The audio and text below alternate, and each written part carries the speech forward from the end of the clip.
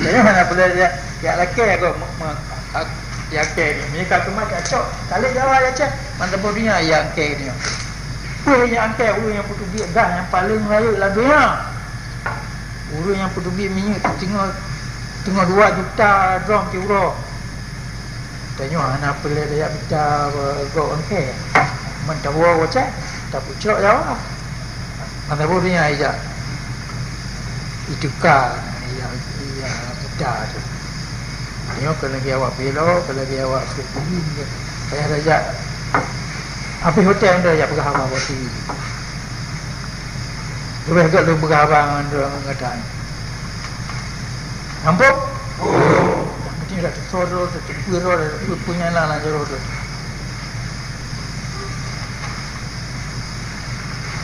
Politik luar negara hanya tiap kita gop payah kita tu.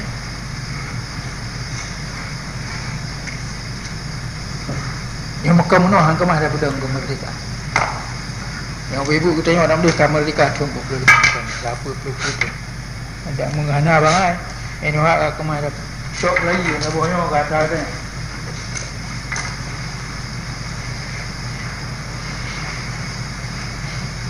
Yang dengannya katram ku yang mesti dia buat.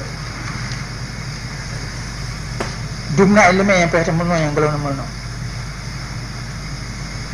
Hana wate apa habis kita. Baca buku yang kamu tulis untuk. Yang kalau malu menulis dalam buku. Yang penting-penting kali menulis.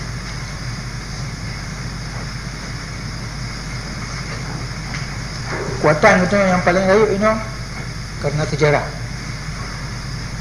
Pemana? Indah tu dia kagak kubah rumpul menjamin kemenangan kita. Boleh mengelia kita tengok adunan bangai hana tangui yang kubah lain itu.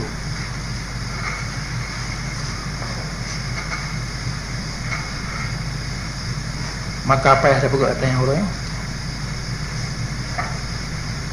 Waktu bahu kata raya tak tanggung jawab. Yang mana juga badan pikiran angkemai tak ulang tanggung jawab.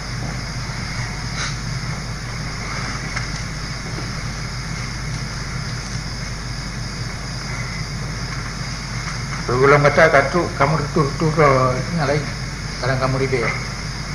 Yo dengan laganya anjangan kemah dapur.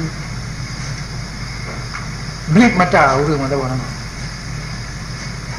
Urang yang paling bawah aku tengok nak aku Jawa rumah ibu kat urang Aceh tetap je himbat tetap tengok. Nah urang Aceh yang tem yang je pengikut Jawa, yang je kuli Jawa, yang je kedadu Jawa, yang paling bawah aku tengok. Tinggal oleh Jawa ji pelumah badunya bahawa bangsa Aceh kaya tidak ji kau yang tidak tengok. Bangsa Aceh hana kemuk merdeka le kena tidak Jawa. Kemah ipi bukti katanya. Selama Ibrahim masa mantan Najib Ubun Aceh atau lain ahli Aceh ni. Bupati camat-camat. Yo je musuh ni yang paling naik paling lupa. Sebawanya ini Jawa pelumah badunya kita tengok Aceh. Urang Aceh tu orang yang tertaji. Ya? Biar banyak. Betulnya pada tangga awaknya pengkhianat mandu.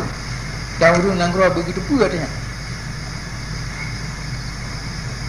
Jadi Nabi Allah tu yang jajuk Nanggro, pusat Nanggro ke musuh. Ini orang yang paling baik.